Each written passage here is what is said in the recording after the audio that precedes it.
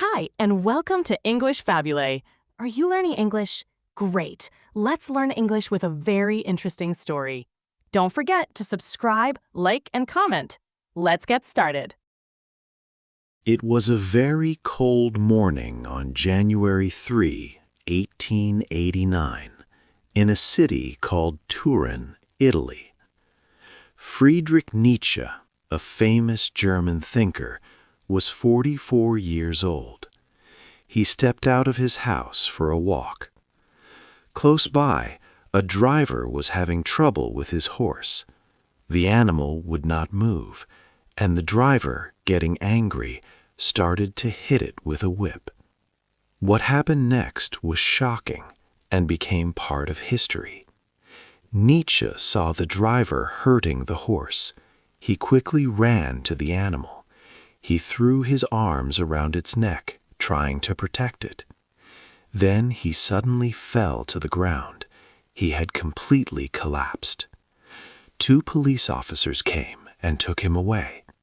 From that moment, Nietzsche never spoke clearly again. He could not write a single easy-to-understand sentence for the rest of his life. His mind was gone. In the days that followed this strange event, Nietzsche sent many short, very unusual letters to his friends. People called these madness letters. He often signed them with new, different names, like Dionysus or the Crucified One. His close friend, Franz Overbeck, quickly heard the news and traveled to Turin. Overbeck found Nietzsche talking in a way that made no sense, completely incoherent. His friend then brought him back to Switzerland, hoping he would get better. Nietzsche lived for many more years after this, but his mental health was completely broken. He spent his final decade in a quiet home. His body and mind grew worse. He finally died on August 25, 1900, at 55 years old. This man had written powerful books about strength and overcoming difficulties, but he spent his last 10 years in total silence, cared for by a family he had disliked. This book will take you on a journey through the life of Friedrich Nietzsche. He was a truly brilliant person, a genius, but his life was filled with sadness and was often deeply misunderstood. We will explore a big question. What could make a genius of this level suddenly and completely lose his mind? Was it a sickness in his brain? Was it the many pains in his body? Or was it the very heavy weight of his dangerous and powerful ideas that led to his collapse? It remains a great mystery. As the police led him away that cold morning, Nietzsche left behind these bizarre and frightening letters. These writings hinted at a dark and important secret, a secret he was about to take with him to his grave, never to be fully explained. 2. A sad boy grows up. Friedrich Wilhelm Nietzsche was born on October 15, 1844. His father, Karl Ludwig, was a Lutheran minister in a small town called Rocken in Germany. Their home was very quiet and religious, full of devotion to God and following old traditions. Friedrich grew up in a household where faith was central to daily life. At this time, no one could guess that this calm, deeply religious village would one day produce one of the most famous and challenging thinkers in human history. When Friedrich was just 4 years old, a great sadness hit the family. His father, who was also a pastor, died suddenly from a problem in his brain. This early trauma, the loss of his father at such a young age, deeply affected young Friedrich and changed his life forever. Soon after, his family moved to the nearby town of Naumburg. There, Friedrich grew up in a house filled almost entirely with women: his mother, his grandmother, two aunts, and his younger sister, Elizabeth. All these women were very religious and devoted to their faith. It is a big question how a boy raised in such a pious home, surrounded by female religiosity, later became the philosopher known for saying, "God is dead." The answer lies in the deep grief of his early years and the questions about life and suffering that began to grow in his young mind. Despite the sadness, Friedrich showed great talent and a sharp mind from a young age. He was admitted to a very good school called Gymnasium Schulpforta, which was known for its excellent education. There, he learned many important subjects, including classical languages like Greek and Latin, as well as Hebrew and French. He was also very creative and loved the arts. He composed music, wrote poetry, and even created his own plays. He became a highly skilled piano player and a serious songwriter. He greatly admired the music of Richard Wagner, a famous German composer, whose work made him feel that the world was deeper than it seemed.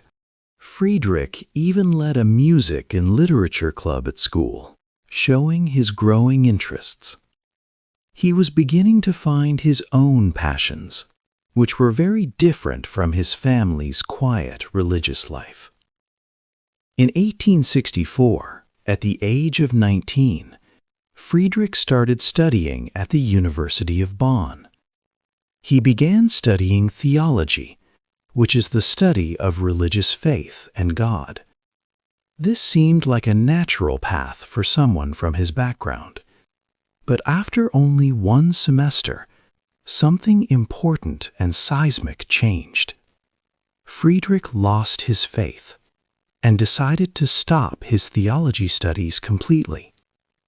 This was a permanent break from the quiet church life his family had expected for him. Instead, he found a new, challenging world of independent thought and deep questioning ideas, a path that would change his life forever and shape his famous philosophy. 3. The Smart Student. In 1864, Friedrich Nietzsche enrolled at the University of Bonn to study theology and classical philology. After just one semester, he stopped his theological studies, having lost his faith. He chose instead to focus fully on understanding ancient languages, literature, and history. During these years, he learned Greek, Latin, Hebrew, and French, showing a deep interest in old texts and ideas. He then followed his respected professor, Friedrich Wilhelm Ritschl, to the University of Leipzig. Here, Nietzsche truly excelled. He was the only student ever to publish in Ritschl's well-known academic journal, a rare and important achievement. His professors recognized his great potential, with one saying he could do anything he wanted. This proved true when, in May 1869, at only 24 years old, Nietzsche was appointed a professor of classical philology at Basel University. He was the youngest person ever to get such a high position, an explosive rise through the academic ranks. His future looked not just good, but dazzling. During his time in Leipzig, Nietzsche also discovered the works of philosopher Arthur Schopenhauer, whose ideas about suffering and human will deeply captivated him. Around the same time, he met the famous composer Richard Wagner. The two men formed an immediate and strong friendship. Wagner, already a cultural icon, saw in Nietzsche an intelligent follower. Nietzsche, in turn, was amazed by Wagner's music, feeling it showed the true German spirit and seemed like a rebirth of ancient Greek art. However, this period of success and close friendship soon faced trouble. In 1872, Nietzsche published his first big book, The Birth of Tragedy. This book explored the roots of Greek tragedy and introduced his ideas about two opposing forces in art and life, the Apollonian, order and reason, and the Dionysian, chaos and passion. This was a very controversial work in the academic world. Many classical scholars were upset. They believed Nietzsche had broken the rules of serious scholarship by mixing his passionate opinions and cultural criticism with academic analysis. The academic community was shocked, and many of his former teachers became very critical of him. By the mid-1870s, Nietzsche's bond with Wagner started to change. He grew disillusioned with Wagner's growing nationalism and anti-Semitism. Nietzsche saw these as dishonest and harmful. What began as a deep friendship slowly became toxic, forcing Nietzsche to make a painful choice between his only friend and his own independent ideas. 4. Big new ideas. Friedrich Nietzsche's new ideas were very important and often shocking. He wanted people to think deeply about life and its meaning. One of his most famous ideas was the statement, "God is dead." This was not just about saying he didn't believe in God.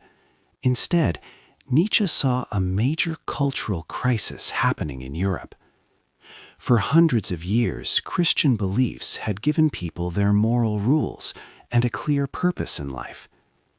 Nietzsche believed that new ways of thinking, like the Enlightenment, had destroyed these old foundations. He wondered what would happen when people lost this central moral framework. The madman in his book who announces God's death does not celebrate, he weeps. He understands the huge loss and the difficult future this brings for humanity. Nietzsche also introduced the idea of the will to power. This concept has been greatly misunderstood. Many people wrongly thought it meant wanting to control or dominate others. However, for Nietzsche, it was mainly about a person's inner drive to grow and become better. It was the human urge to create, to overcome difficulties, and to achieve mastery over oneself. Imagine an artist who struggles through doubts to create a beautiful work, or a thinker who refuses easy answers and searches for deeper truths. These are examples of the will to power in Nietzsche's true sense, pushing oneself to achieve excellence and transform suffering into something meaningful. Another one of his great ideas was the Übermensch, meaning Superman or Overman. He wrote about this figure in his book, Thus Spoke Zarathustra. This was not a concept about a specific race or biological type, as some later wrongly claimed. Instead, the Übermensch was a philosophical aspiration for any individual. It described a person who could go beyond common morals and create their own values. This person would show great creativity, strong self-mastery, and the courage to find meaning in a world that does not provide it easily. It was about becoming a stronger, more independent, and truly free person. Nietzsche's ideas forced people to think differently about their lives and the future of humanity. He challenged them to build their own meaning and purpose. But as his mind was producing these powerful concepts, his body began to fail him. For much of his life, Nietzsche suffered from severe health problems, including constant, blinding headaches and worsening eyesight. He often had to stay in bed for days. He lived a lonely life, moving between rented rooms in different countries like Switzerland, Italy, and France, always searching for a climate that might ease his pain. He was half blind and in almost constant agony, yet he continued to write. His greatest works were created during this time of intense physical suffering. He dictated his thoughts when he could not write, fighting through nausea and pain. Just as he was completing his most important philosophical concepts, his body started to betray him in ways he could not control.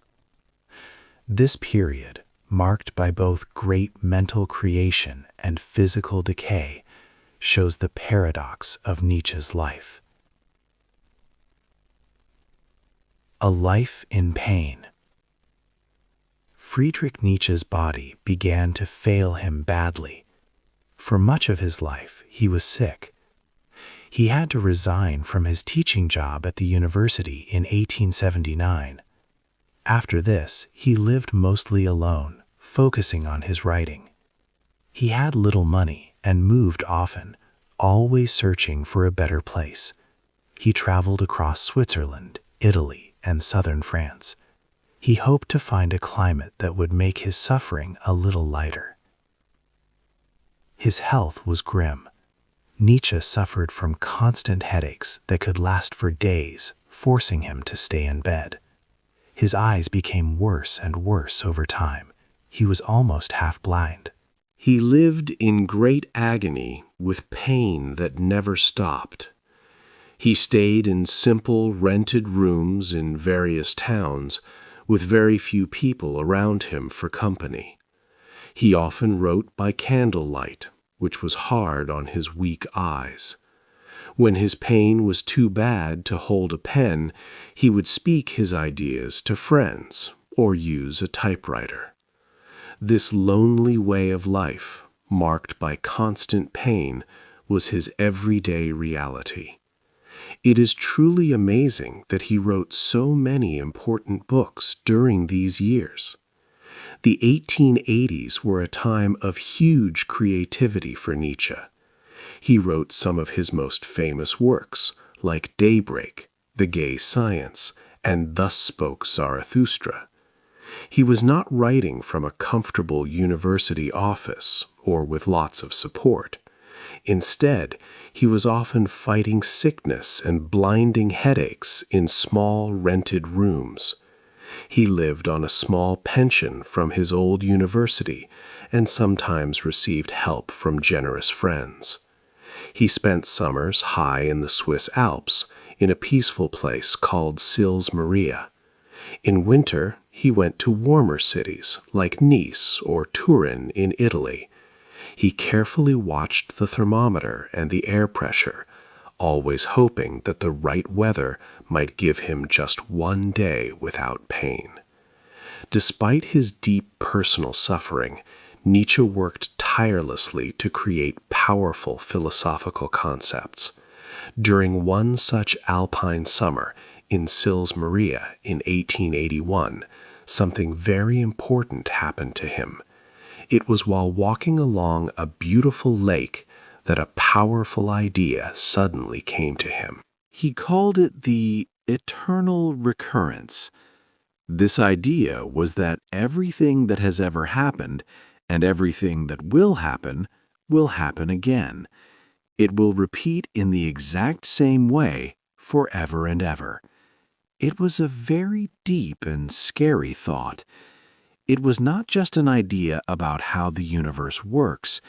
Instead, it was a huge question for his own life. Could he love his life so completely, with all its pain and joy, that he would willingly choose to live it again, exactly the same way, for all eternity? This thought was so profound and massive, it pushed his mind to its very edge, making him wonder if he could keep his sanity. 6. The Bad Sister. Nietzsche had a younger sister named Elizabeth. For many years they were close, but their relationship changed greatly when Elizabeth married Bernhard Forster in 1885. Bernhard was a strong German nationalist and held very hateful ideas against Jewish people. Friedrich, her brother, completely disagreed with these views. He believed nationalism was a sickness that hurt Europe. He also called anti-Semitism terrible and foolish. He even wrote angry letters to his sister, saying all racists should be sent away to the jungle. Elizabeth and Bernhard decided to create a new German colony, a special place for Germans only. They moved far away to Paraguay in 1887, calling their settlement Nueva Germania. But the colony was a disaster. The farming methods they brought did not work well in the new land. Many colonists got sick, and their money quickly ran out. Bernhard Forster could not bear to see his dream fail. He took his own life in 1889. After her husband died, Elizabeth returned to Germany in 1893. She found her brother, Friedrich, very sick. He could no longer think clearly, speak, or write. He was truly incapacitated by his illness. At this time, Friedrich's philosophical books were starting to gain serious attention and fame across Europe. Elizabeth saw a chance to take control. She began to gather Friedrich's private notes and unfinished writings. Friedrich had left behind over 100 notebooks full of ideas, sketches, and abandoned drafts. He had not intended for all of them to be published as they were. Elizabeth took these fragments and put them together into a new book called The Will to Power. She presented this work as his greatest masterpiece. However, this book was largely a fabrication. Elizabeth changed Friedrich's words and ideas. She carefully selected parts and rewrote passages to support the nationalist and anti-Jewish ideas that her brother deeply hated.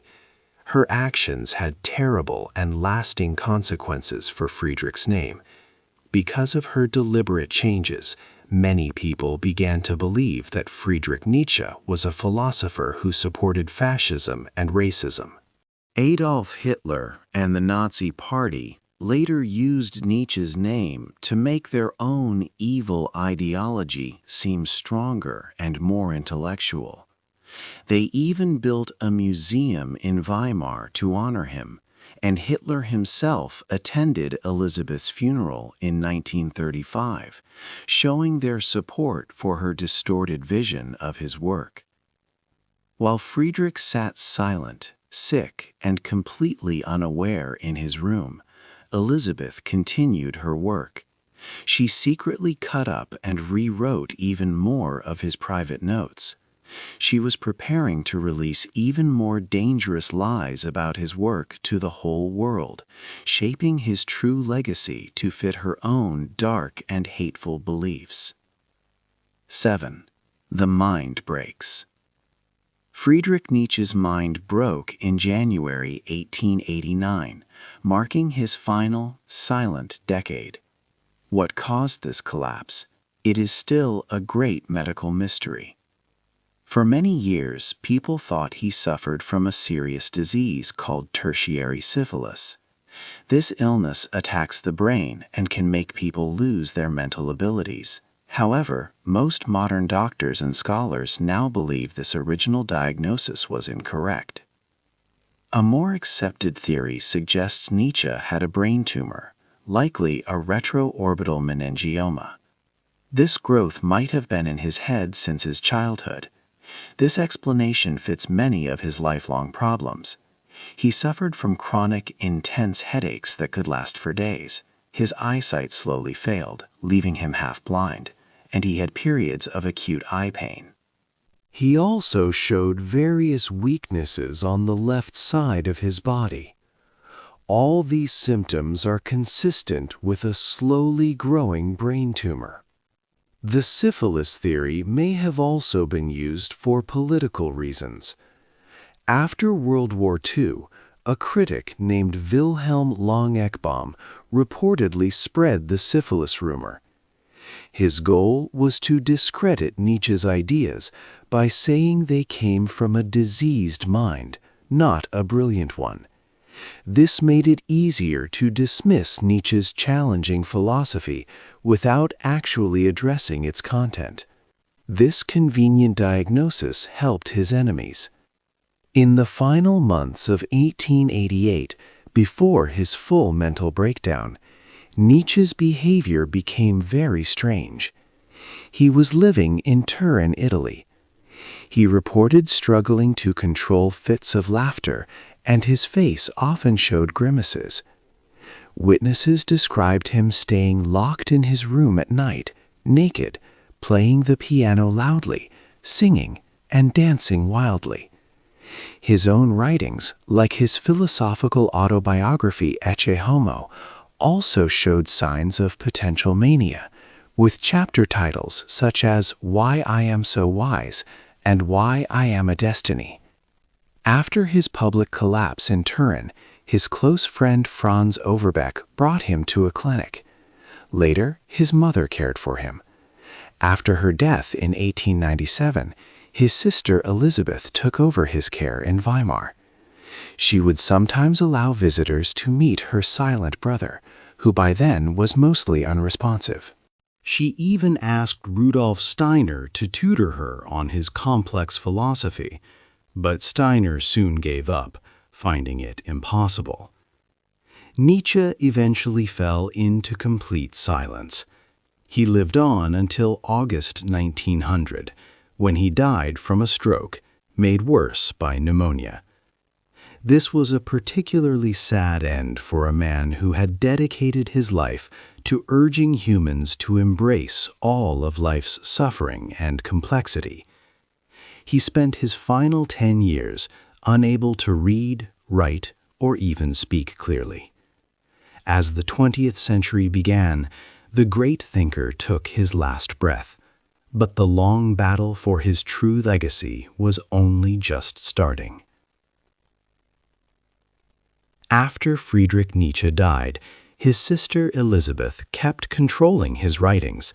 She made many changes and even forged letters, making his work say things he never meant. She put together some of his private notes under the title The Will to Power. But this book was not truly his main work. Elizabeth carefully picked parts and changed them to support her own bad ideas about German nationalism and racism. This terrible distortion of his message made many people misunderstand Nietzsche. His ideas were then wrongly used by the Nazi Party, who made him seem like a hero for their cause. This was a grave appropriation of his name. For many years, Nietzsche was seen as a dangerous thinker, even a monster. But after Elizabeth died in 1935, serious scholars began to look at his original papers and notebooks. They found out about Elizabeth's lies and how she had changed his words and meaning. Two important scholars, Giorgio Colli and Mazzino Montanari, worked tirelessly to create new, correct versions of Nietzsche's books based on his actual writings. This was a long and difficult road to rehabilitation for his name and ideas. These new editions finally showed the world the true Friedrich Nietzsche. He was not a racist or a nationalist. He strongly criticized these ideas. He believed in individual strength and in finding your own meaning in life, not in blindly following a group or an ideology.